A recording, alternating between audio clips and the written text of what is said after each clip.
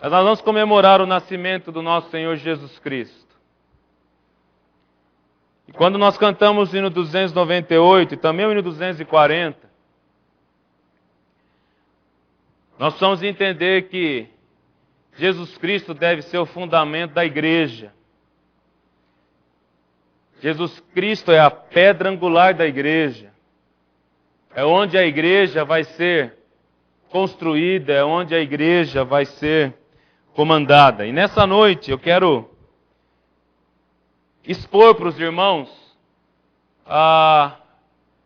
que igreja eu quero ser em 2013. Que igreja eu quero ser em 2013. Até porque eu entendo que igreja do século 21 está doente. Igreja no século 21 ela está desviada do que de fato a palavra de Deus nos ensina em relação à igreja. Essa semana eu estava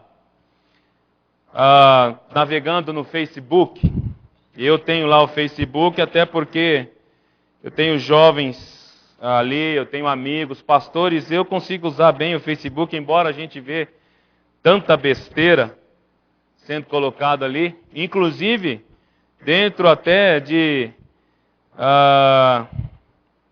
meios cristãos. Esses dias eu coloquei uma frase de que me impressiona a valorização dos anúncios do Facebook tão mundanos. E quando a gente põe lá um pensamento cristão, ou um versículo cristão, ou uma palavra em relação, pouco se vê de ação nas questões de pessoas dizendo, puxa vida, eu pensei nisso também, esse versículo faz... Poucos fazem isso. Infelizmente. Mas ainda é uma ferramenta que a internet nos permite usar. E eu andando ali ontem pelo Facebook, me comunicando com jovens da igreja, eu vi um post que alguém colocou de que uma certa pessoa e seu marido, que são líderes de uma denominação, lançou o kit Jesus. Perfume, shampoo e sabonete. Custa R$ 79. O perfume tem o cheiro de Jesus. O perfume e o sabonete tem o cheiro de Jesus. E é uma denominação e é uma igreja que leva, eu diria, centenas e centenas de pessoas. E ontem, eu pensando no que nós estaríamos conversando sobre hoje, me entristece em saber que muitos vão comprar esse kit de Natal. Que não estranhe se você ganhar um kit desse de presente. Não estranhe se você ganhar um kit desse de presente. Kit cheiro de Jesus. Isso prova que o que estão fazendo com a igreja brasileira é um tremendo de um desvio daquilo que de fato Cristo deixou de ensino nas Sagradas Escrituras do que seria igreja. Então hoje à noite eu quero trabalhar, já aproveitando que nós estamos vivendo numa época que nós vamos comemorar o nascimento de Jesus, eu quero trabalhar em cima desse nascimento de Jesus, o dia prometido, que todo o Velho Testamento apontou para o Novo Testamento, que todo o Velho, tudo o que aconteceu no Velho Testamento estava apontando para esse dia, para o dia que viria o Messias, o ungido de Deus, apontado no Antigo Testamento, e que o próprio Jesus Cristo em Marcos capítulo 1 vai dizer, o tempo está cumprido, não é? Esse dia chegou, arrependei-vos e crede. Tudo o que aconteceu lá no Velho Testamento apontando para o nascimento de Jesus Cristo como o propósito de Deus em promover o resgate para todos nós pecadores, nos tornar filhos de Deus, como também nós cantamos e nós lemos em 1 Pedro. Está apontando também não só para uma questão de nascimento de Jesus Cristo, como resgate e propiciação para o meu pecado e seu pecado, mas também eu quero aproveitar hoje, estender um pouco mais e trabalhar o que Jesus Cristo nos ensina e nos declara em relação à igreja, em relação ao corpo, em relação à assembleia dos remidos e resgatados pelo sangue do Cordeiro. Eu quero trabalhar com você a igreja desviada, porque a igreja está desviada. O que nós estamos vendo por aí é triste. Igrejas que estão deixando de ser igrejas e estão sendo organizações. Igrejas que estão focando programas em vez de princípios. Igrejas que estão focando um avivamento por um caminho errado e não estão percebendo o tamanho da erosão que esses estão promovendo no coração daqueles que foram chamados filhos de Deus. Tozer, que é um teólogo, traz uma frase muito interessante que eu quero ler para você. O mundo está à espera de uma voz legítima, a voz de Deus. Não um eco do que outros estão fazendo e dizendo, mas uma voz autêntica. Eu fico pensando que quando igreja de Cristo, ela perde o alvo e ela ofusca o fundamento que é Cristo Jesus na sua dinâmica de ser e existir, o que nós podemos oferecer para este mundo? Se a igreja perde, que voz está sendo proclamada aí fora? Tozer está dizendo, nós precisamos ser uma voz autêntica. Nós precisamos ser uma voz legítima. Voz de Deus. E a igreja precisa voltar a ser voz de Deus neste mundo, queridos. Então eu quero trazer você a pensar que tipo de igreja você quer ser em 2013. Até porque deve ser minha última pregação aqui para vocês na quarta-feira. A partir de janeiro eu estou indo para o SECAP. Então, graças a Deus, o pastor Ezequiel disse, Douglas, você prega? Eu falei, prego. Eu quero deixar o meu recado aqui antes de ir para lá. Porque também eu vou pregar isso lá. Então, se você estiver aqui de SECAP, que eu acho que não tem ninguém aqui, você vai ouvir isso em breve lá. Um pouquinho mais... um pouquinho mais exaustivo, porque nós vamos trabalhar isso com sobra lá. Mas eu quero trazer para você hoje essa mensagem. Que igreja você quer ser em 2013? Até porque nós estamos enfrentando um processo de igreja desviada. Eu não estou dizendo a nossa igreja local, eu estou aqui num termo geral do que nós estamos vendo como igreja de Cristo nesse mundo. Abra sua Bíblia no livro de Mateus. Mateus capítulo 16. Dos versos de 13 a 18.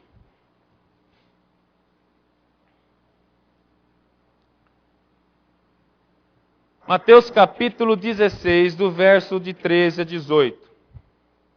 Antes de nós lermos, queridos, a igreja, ela tem passado por uma erosão.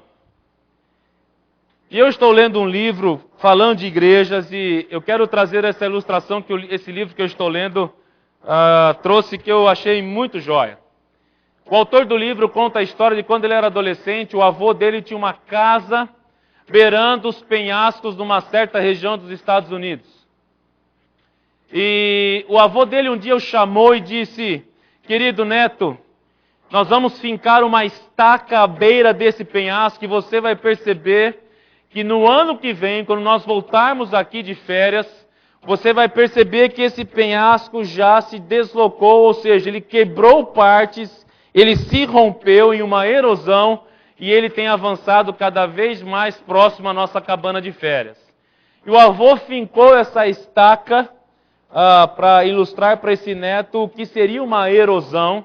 E passaram-se um ano, eles voltaram para aquele lugar e o avô levou o neto para olhar e de fato a beira daquele penhasco já tinha se aproximado um pouco mais daquela estaca. E o autor usa essa expressão de erosão para identificar o que tem acontecido em algumas igrejas que têm perdido o fundamento de Jesus Cristo. E ele usa essa ideia de erosão. E explicando, ele diz que erosão é um ato, um agente que corrói pouco a pouco. E nós sabemos disso, não lá nos Estados Unidos, mas aqui no Brasil. Você que está acostumado a mexer com terra, quando existe um terreno que está num processo de erosão, ela não aparece abruptamente de repente. A erosão tem algumas características interessantes. A erosão, ela ocorre lentamente. A erosão não ocorre muito rápido. Ela começa a acontecer lentamente. A erosão, ela vem nesse sentido de vagarosa. Outra característica da erosão é que ela não atrai a atenção muito.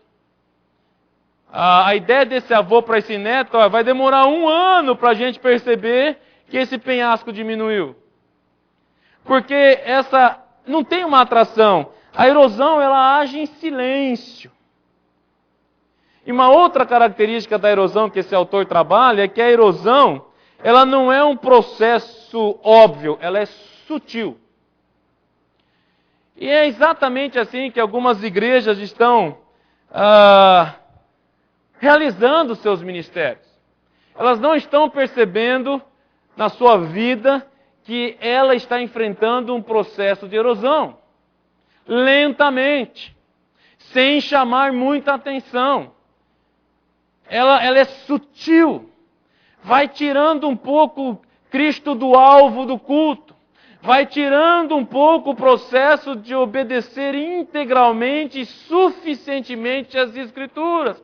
Vai se encaixando uma metodologia que deu certo em determinado lugar. Vai se promovendo um programa que provavelmente deu certo em outro lugar. Eu não tenho nada contra o teólogo Rick Warren, mas a igreja com propósito deu certo lá, mas pode ser que não dê certo aqui. E tem muitos pastores que acham que é só isso que vai dar certo. Uma metodologia, um programa. A igreja, ela começa a sofrer um processo de erosão lentamente, sutilmente, quando ela começa a tirar o princípio da pedra angular e trazer programa, processo. Eu não sou contra programa, eu não sou contra processo, mas eu fico intrigado quando programa e processo não tem princípio. E é sutil. E quando nós vamos ler agora aqui em Mateus capítulo 16, a primeira palavra igreja não foi nem pronunciada pelo apóstolo Paulo e nem pronunciada por nenhum apóstolo, mas a primeira vez que a palavra eclesia, igreja, assembleia foi pronunciada, ela veio da boca do próprio Jesus Cristo. E pensando nessa questão de erosão, dessas questões que começam a entrar nos alicerces e fundamentos da igreja, nós vamos olhar para esse texto e perceber aqui, da boca do próprio Jesus Cristo, o que significa essa questão de ser uma igreja fundamentada na pessoa do Senhor Jesus Cristo. E esse deve ser o meu alvo e o seu alvo para 2013. Mas vamos ler o texto, Mateus capítulo 16, dos versos de 13 até o verso 19.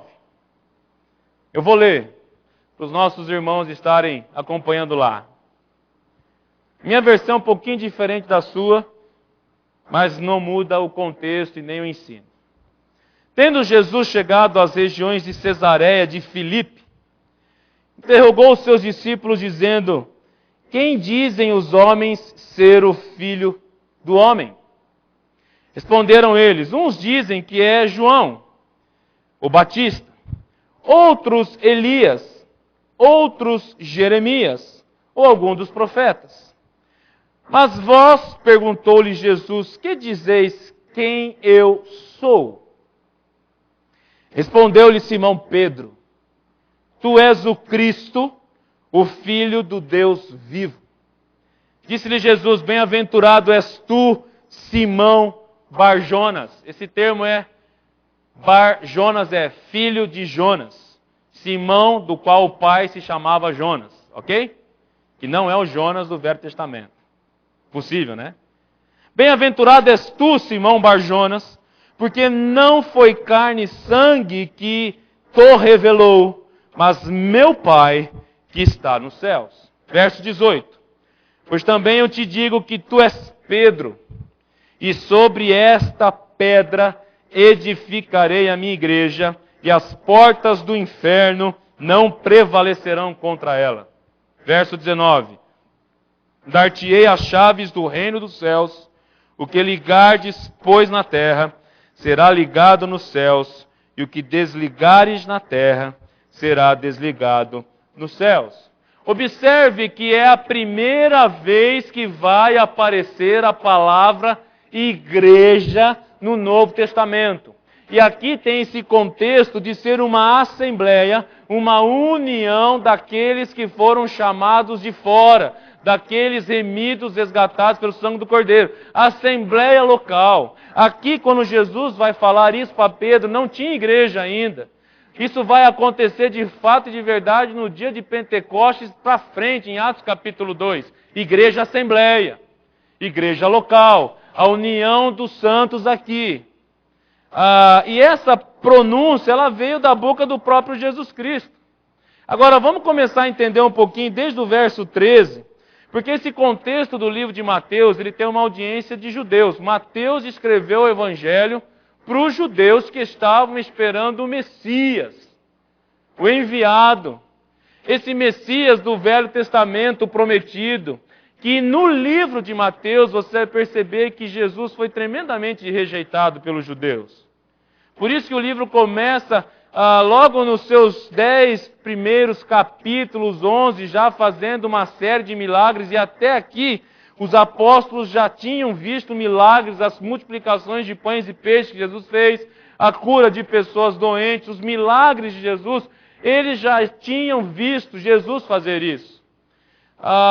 Esse contexto de rejeição, esse contexto de duvidar quem é Jesus Cristo, esse contexto de dizer, não, Jesus que nós esperávamos seria o libertador, seria aquele que vai derrubar os Césares, seria aquele Jesus que vai nos aliviar dessa intensa perseguição que há milhares de anos nós estamos passando. Era esse o libertador que o judeu estava esperando, que viesse com poder, riqueza, com tremendo poder para livrá-los de tudo isso. Mateus está nesse contexto. E é interessante você entender isso, porque logo no verso 13, Jesus vai sair um pouco da região de Herodes, vai ir para a região de Filipe, que é uma região um pouquinho diferente da onde dentro da Galiléia, mas fora dos seguidores de Herodes, fora daquela intensa perseguição. E Cristo vai aproveitar aqui para fazer uma pergunta, para que de fato as pessoas pudessem entender se eles estavam crendo mesmo que Jesus Cristo era o Cristo.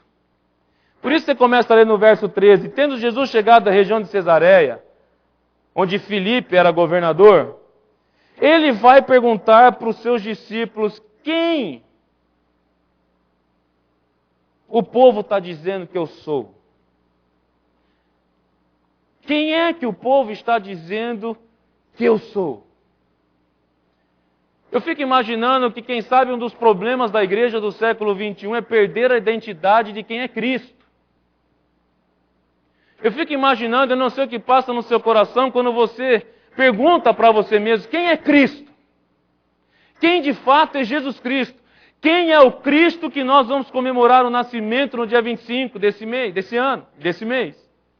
Quem é esse Jesus? Quando o avô vai pregar uma estaca para que esse neto observe esse marco colocado para identificar a erosão, eu fico pensando que esse marco histórico da igreja está ofuscado. O que Jesus está perguntando aqui, primeiramente, é quem estão dizendo que eu sou? Eu vou perguntar para você essa noite, me perdoe, quem é Jesus Cristo para você? E a resposta que eles deram aqui são respostas que você vai achar um pouco estranho. Olha o verso número 14. Eles vão responder, uns dizem que o Senhor é João Batista, Outros estão dizendo que o Senhor é Elias. Outros estão dizendo que o Senhor é o Jeremias. E se eu fosse trabalhar com você um pouquinho isso daí, as respostas que eles deram, eles estavam identificando Jesus como, quem sabe, um vulto do passado. Quem sabe aquelas pessoas que estavam vendo o que Jesus estava fazendo, eles estavam identificando Jesus como uma personalidade qualquer. Como uma pessoa que provavelmente tinha uma identidade com aquilo que eles já tinham visto. João Batista, Elias e Jeremias. Quem sabe Jesus Cristo não está perdendo a sua identidade no século XXI, sendo confundido com algumas coisas e pessoas e que ele nunca fez, e quem sabe estão dizendo que Cristo fez o que ele nunca fez, e quem sabe estão dizendo que Cristo disse o que ele nunca disse, perdendo essa identidade. Jesus Cristo até poderia ser comparado a João Batista. Se você olhar para a vida de João Batista, existe muita semelhança entre João Batista e Jesus. Ambos vieram de uma sabedoria divina. Ambos tinham aí partes importantes no reino de Deus. Se você olhar aí, João Batista veio preparar os homens para receberem em seus corações o reino de Deus. Mas João Batista só foi alguém que preparou. João Batista não podia capacitá-los a entender isso. João Batista, na porta do reino de Deus, é só umbral, borda. Porque quem é a porta do reino é Cristo. Então João Batista ser comparado a Jesus Cristo naquela época, dá a entender que esse povo não estava entendendo e não compreendendo que Jesus Cristo transcende João Batista. João Batista veio preparar. E Jesus Cristo veio capacitar pessoas a recebê-lo, para que essas pessoas se tornassem reino de Deus. E é só por intermédio de Jesus Cristo que nós somos chamados filhos de Deus. João Batista só veio preparar.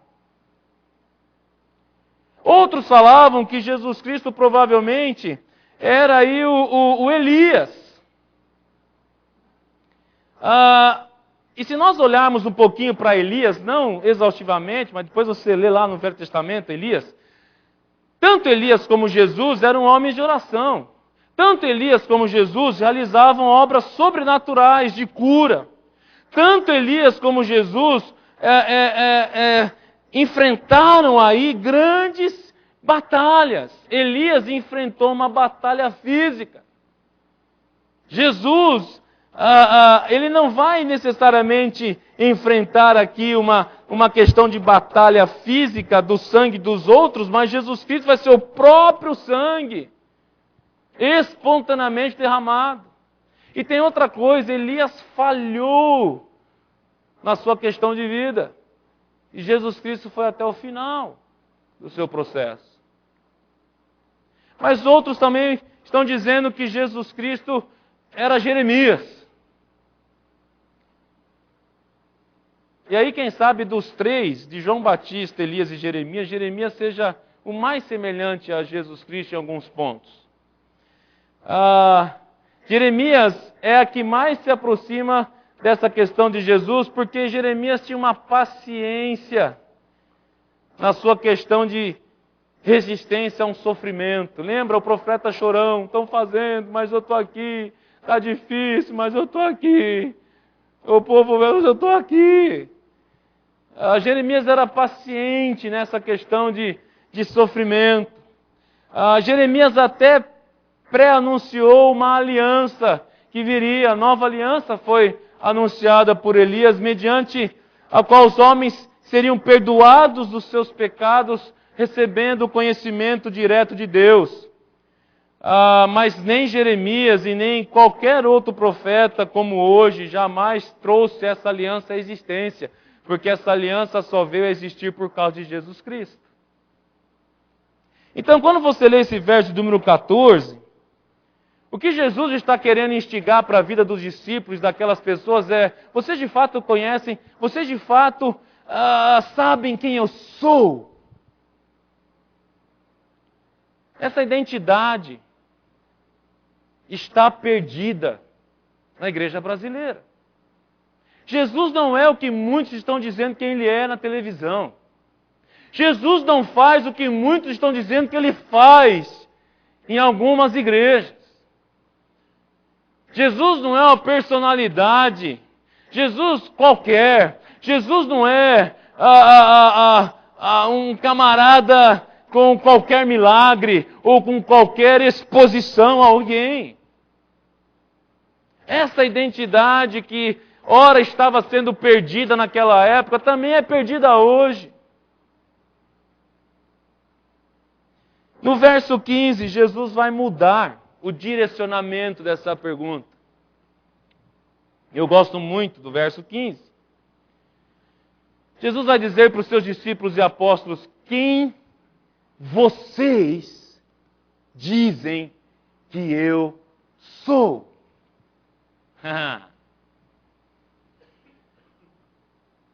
Esses homens estavam andando com Cristo desde o chamado a segui-lo. Todos aqui. Esses homens já tinham visto Jesus fazer milagres. Esses homens já tinham visto Jesus fazerem coisas sobrenaturais que homem nenhum, profeta nenhum, pessoa nenhuma daquela época seria capaz de fazer. Mas essa pergunta é para entrar diretamente no coração daqueles que estão seguindo. Porque quando você lê João capítulo 6, Jesus vai passar por uma questão ali, uma circunstância onde muitos dos discípulos o abandonam. Precisamente no verso 68 e 69 de João capítulo 6. E aí Jesus vai perguntar aos seus discípulos: vocês vão me abandonar também? Pedro vai responder o seguinte: Senhor, só Tu tens a palavra de vida eterna. Para quem nós iremos? E agora Jesus vai perguntar: quem sou eu para vocês? Quem sou eu? Qual vai ser a resposta que Pedro vai dar em nome de todos os apóstolos? Olha lá, verso de número 16. Respondeu-lhe Simão Pedro: Tu és o Cristo, o Filho do Deus vivo. Pedro sabia que Jesus não era mais um dessa longa lista de profetas. Pedro sabia que esse Jesus Cristo, chamado Filho do Deus vivo, que estava realizando questões sobrenaturais, estava sobre uma orientação e vontade de um Deus que é soberano, que comanda, que faz o querer e o realizar acontecer na minha vida e na sua vida. Pedro, quando vai dar essa resposta dizendo: Tu és o Cristo, o Filho de Deus. Essa resposta que Pedro está dando é: Tu és o ungido, Tu és declaradamente aquele que nós estávamos esperando como Messias enviado e ungido de Deus para remir e perdoar todos os nossos pecados. Quando Pedro vai dar essa resposta ela não foi motivada por um impulso, mas essa resposta é consciente, porque Pedro já tinha visto tantas e tantas vezes o que esse Cristo ungido de Deus foi e é capaz de fazer na vida de pessoas.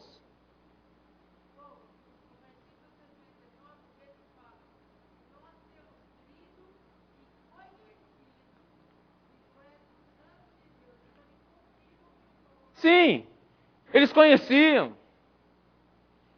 É andar com Cristo e você vai conhecê-lo. É andar com Cristo e você vai ter a oportunidade de ter uma vida íntima, de usufruir daquilo que de fato Jesus Cristo foi designado a fazer, usufruir daquilo que de fato Jesus Cristo foi chamado que Ele de fato é. A igreja começa a desviar quando ela para de andar com Cristo. A igreja começa a sofrer erosões quando ela começa a tirar a pedra angular e o fundamento, que é Cristo. Que aqui ele vai dizer para Pedro, agora no verso 17. Sai de um diálogo e depois da resposta Jesus vai virar para Pedro e vai virar monólogo. Sai do geral e agora só sou eu e você. Olha que lindo. Depois dessa resposta, Jesus vai dizer para Pedro no verso 17: Feliz és tu, Pedro, filho de Jonas, porque não foi carne e sangue, não foi alguma coisa humana que revelou isso para você. Quem revelou isso para você foi o meu Pai que está nos céus. Quem colocou isso no seu coração, Pedro, foi o meu Pai. E nessa resposta firme, e nessa resposta sólida, e aqui eu estou levando você a entender o trocadilho que vai acontecer no verso 18. Pois também te digo que tu és Pedro, e sobre esta pedra, é um trocadilho aqui que Jesus vai fazer, Pedro, pedra. No grego aqui é a questão de lasca de pedra. É um trocadilho mesmo. É a ideia de dizer, mediante essa resposta firme, sólida, a minha igreja, Pedro, a minha igreja, ela vai estar em você, iniciar em você. E é o que vai acontecer logo mais para frente em Atos capítulo 2. A resposta que Pedro deu a Cristo Jesus, entendendo por uma questão de conhecimento e vivência com Ele, vai trazer para Pedro o chamado de ele chamar os salvos em Cristo Jesus como igreja. Pedro, sobre esta pedra edificarei a minha igreja, e as portas do inferno não prevalecerão contra ela. Pedro, eu vou dar para você as chaves do reino dos céus. Entenda o que é isso, por favor. O que ligares, pois, na terra será ligado nos céus, e o que desligares na terra será desligado nos céus. O que Jesus está dizendo para Pedro aqui é o seguinte: Pedro, o que você disse a meu respeito é verdade. Pedro, de fato, suas palavras são fundamentais e diante dessa declaração firme, eu vou edificar a minha igreja. E te digo mais, Pedro, os portões do inferno jamais corroerão esta igreja. E digo mais, Pedro, a igreja vai receber um poder de permanência, apesar de todas as adversidades que ela vai enfrentar. A igreja, minha igreja, em você vai prevalecer. Agora preste atenção, querido. Minha igreja vai prevalecer. O que eu entendo é que muitas igrejas estão fechando as suas portas porque elas deixaram de ser igreja de Cristo. O que eu entendo aqui é que muitas igrejas estão perdendo a sua funcionalidade, estão perdendo a voz que deve ser legítima, porque elas estão deixando essa intimidade com Cristo de lado. E eu aqui quero finalizar com você trabalhando pelo menos 4 palavras desse verso. Edificarei a minha igreja. Quero fechar com você essa noite. Edificarei a minha igreja. Jesus deixa claro, desde o início, porque é Ele, a primeira vez que a palavra eclesia, assembleia, união dos chamados de fora, essa primeira pronúncia no Novo Testamento, vindo da boca do próprio Jesus Cristo, Jesus vai deixar claro para Pedro o seguinte: Pedro, eu sou o construtor, eu sou o arquiteto da igreja, conforme o planejamento de Deus. É a minha igreja, Pedro, que vai se fundar em você. Queridos, a igreja do Senhor Jesus Cristo. A igreja precisa caminhar segundo as orientações de Jesus Cristo. A igreja precisa crescer segundo a boa vontade do nosso Senhor Jesus Cristo. Não é programa, não são pessoas, é Cristo. O que Pedro está dizendo, o que Jesus está dizendo para Pedro é: Pedro, não se engane. Sou eu quem vou criar igreja em você. Pedro, não se engane.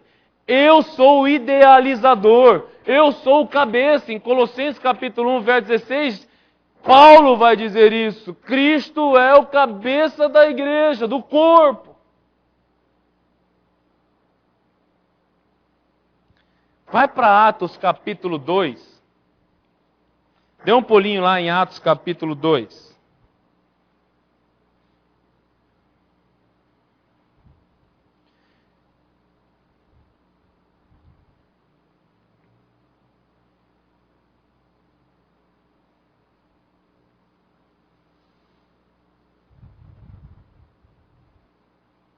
Que é o dia do Pentecostes, que é o dia que o Espírito Santo de Deus vai ser derramado como substituto do Cristo Jesus aqui neste mundo, como Consolador.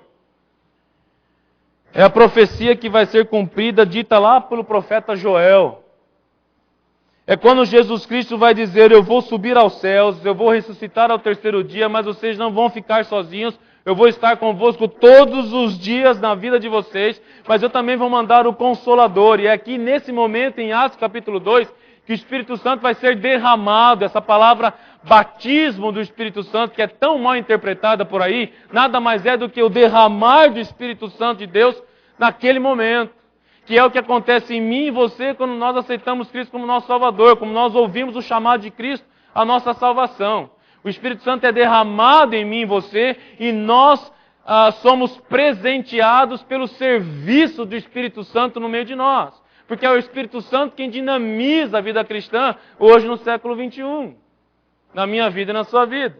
Mas mais precisamente, lá no verso 46 de Atos, capítulo 2, e perseveravam unânimes todos os dias do templo, e partindo o pão em casa, comiam com alegria e singeleza de coração, louvando a Deus e caindo na graça de todo o povo. Agora preste atenção no verso do final do verso 47. E cada dia o Senhor ia acrescentando os que iam sendo salvos.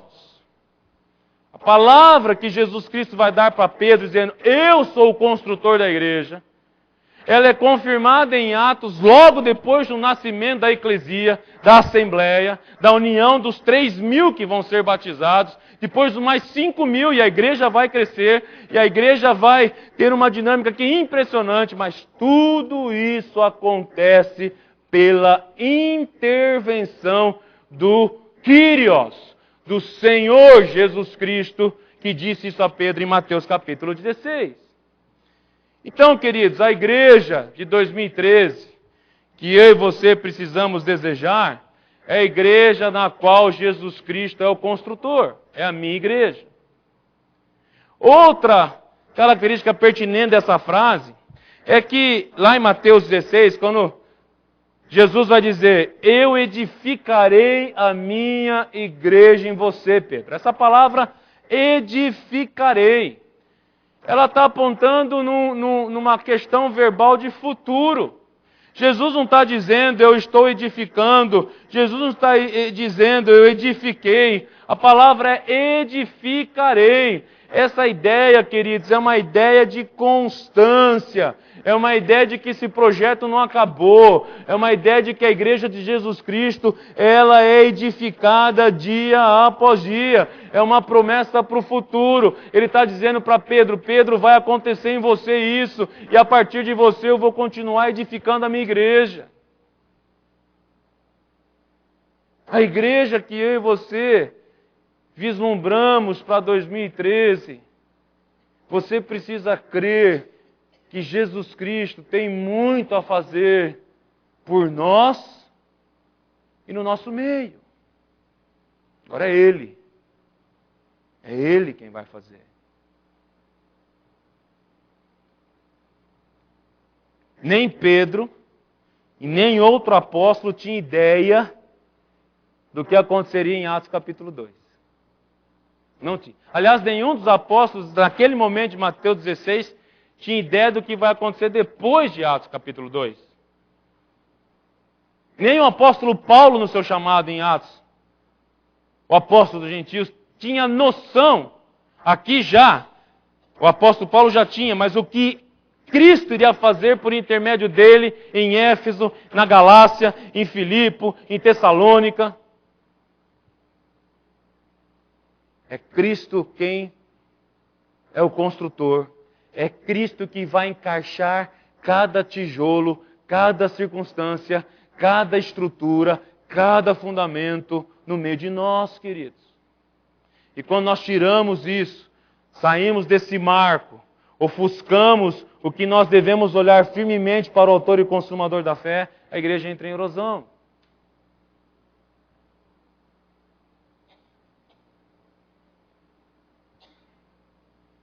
E por último, quando Jesus está dizendo para Pedro, Pedro, a minha igreja, essa palavra minha, queridos, não só indica ele, Cristo, como idealizador e construtor, mas ele é toda a autoridade da igreja. É a minha igreja. A igreja de Jesus Cristo, ela está sobre a sua autoridade. Não é a minha autoridade. Não é a pessoa Douglas. Mas se o Douglas não estiver debaixo da autoridade de Jesus Cristo, revelada nas Sagradas Escrituras, eu não consigo ser um bom líder e pastor de uma igreja. Quando eu desobedeço o que é a autoridade sobre mim, eu não vou conseguir conduzir as ovelhas da igreja. Quando as ovelhas não entenderem que Jesus Cristo é autoridade sobre elas, a igreja não vai caminhar, porque as ovelhas não estão querendo que Jesus Cristo, como bom pastor, seja autoridade sobre elas.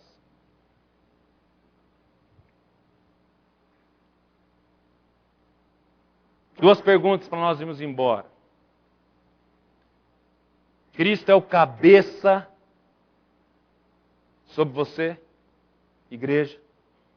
Até porque a palavra eclesia vem de duas palavrinhas aí, ek e kalel, chamados de fora. Os que foram chamados de fora deste mundo para dentro de uma assembleia, com o propósito de glorificar a Deus por intermédio de Jesus Cristo. Isso é igreja. Diante de toda a autoridade. Igreja é pessoa, não são paredes. Igreja é célula viva. E será que Cristo tem sido cabeça sobre você? Autoridade máxima, soberano, sobre a sua vida? Outra pergunta para nós irmos embora é: tudo que fazemos tem a ver com Jesus Cristo? Tudo que pensamos tem a ver com Jesus Cristo? Tudo que planejamos e projetamos nessa vida tem a ver com Jesus Cristo, que é o cabeça, que é a autoridade, que é o soberano sobre nós? A igreja, quando começa a perder isso, ela entra em processo de erosão. O cristão, quando começa a perder isso, ela começa a entrar em processo de erosão.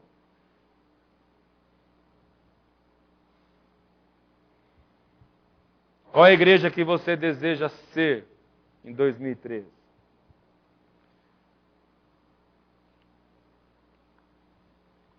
A igreja de Jesus Cristo não é uma corporação. A igreja de Jesus Cristo não é um estabelecimento comercial. Você já ouviu isso da boca do próprio reverendo Ezequiel. Aqui a gente não vende nada e não compra nada. A igreja de Jesus Cristo não está cercada por uma questão de raça, por uma questão de cultura. Ela não tem cercas sobre isso. A igreja de Jesus Cristo é a assembleia dos santos de Deus, chamados à salvação em Cristo Jesus, com o único propósito de glorificar a Deus em toda a sua existência. E essa deve ser a voz legítima a ser ouvida neste mundo. Pessoas que entrarem aqui em 2013, elas deverão ver, elas deverão ouvir as virtudes daquele que o chamou para ser raça eleita, sacerdócio real, nação santa. Essa igreja viva, essa igreja de Cristo, tendo Cristo como fundamento. Pense nisso, sobre a sua vida, sobre as suas questões e projetos de vida. Confissão de Westminster, que é um dos símbolos da nossa fé, da igreja reformada. Sobre igreja ela diz, a igreja que é invisível, consta de números total de eleitos que já foram, dos que agora são e dos que ainda serão reunidos em um só corpo, sob Cristo, seu cabeça. A igreja, ela é a esposa, o corpo, a plenitude daquele que cumpre tudo em todas as coisas. Não há outro cabeça da igreja, senão o Senhor Jesus Cristo. A igreja desviada é a igreja que tira a pedra angular. Não é programa. Não é estrutura. É Cristo. É princípio. É intimidade com o cabeça, com a pedra angular. Pense nisso em 2013. No nome de Jesus. Quem sabe a gente precisa resgatar essa identidade que foi apresentada a Pedro e que Pedro soube entender perfeitamente quem era Jesus Cristo. A igreja de Jesus Cristo precisa ter isso de volta. A igreja de Jesus Cristo precisa olhar de novo firmemente para o autor e consumador da fé. Senão ela vai ser destruída por uma erosão sutil, lenta. Embora Jesus Cristo disse a Pedro que as portas do inferno não prevaleceriam, Satanás ataca a igreja. Logo depois disso, Satanás vai atacar Pedro.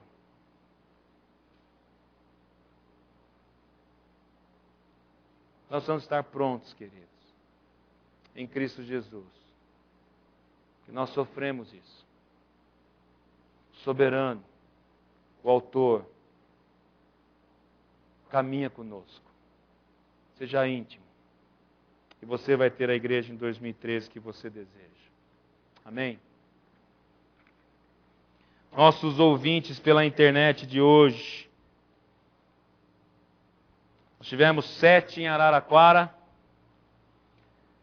2 em Ribeirão Preto, 1 em Brasília, 1 em Curitiba, 1 em São José do Rio Preto, 1 na cidade de São Paulo e 1 na cidade de Sertãozinho. Que Deus possa abençoá-los ricamente, queridos, vocês que nos acompanharam pela internet. Que Deus possa também abençoá-los ricamente e que você seja a igreja santa e remida dos fundamentos de Cristo em 2013.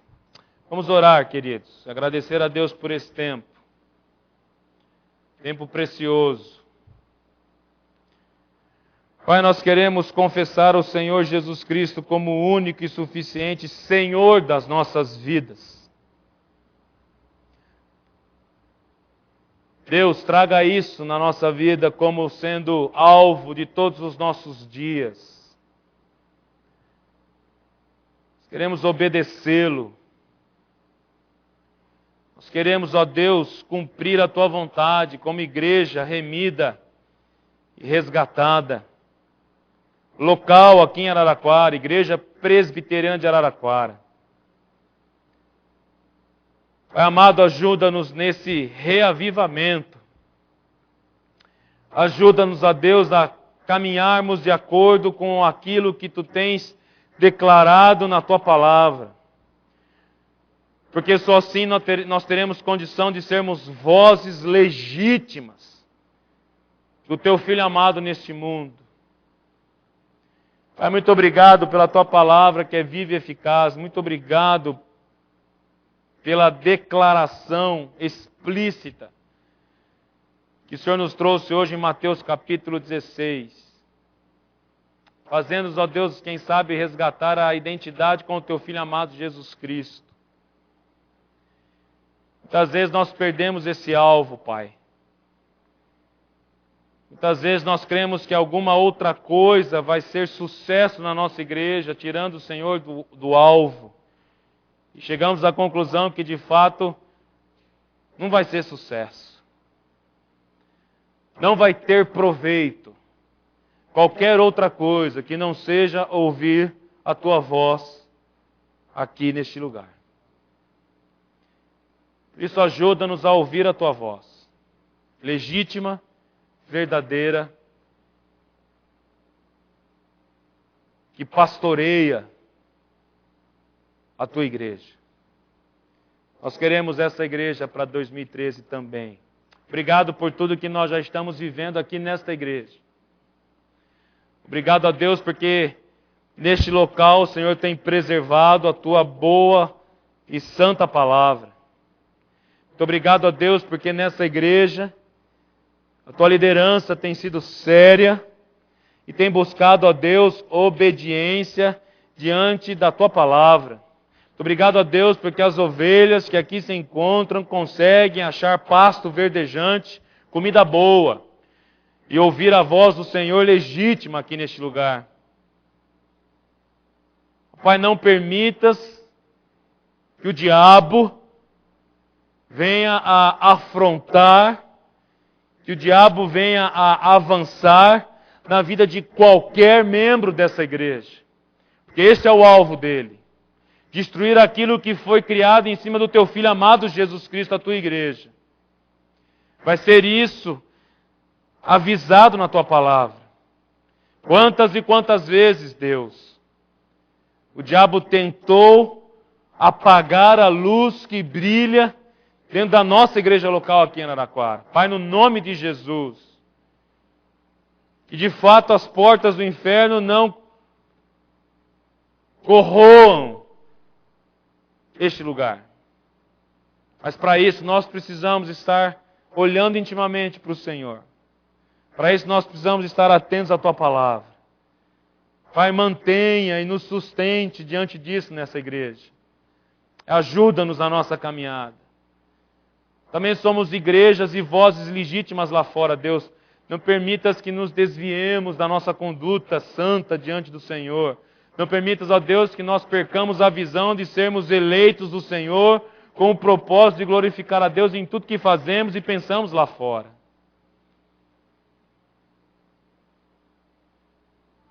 Que nós possamos ser vozes legítimas aqui em Araraquara. Ajuda-nos na nossa caminhada. Nós oramos e Te agradecemos no nome de Jesus. Amém.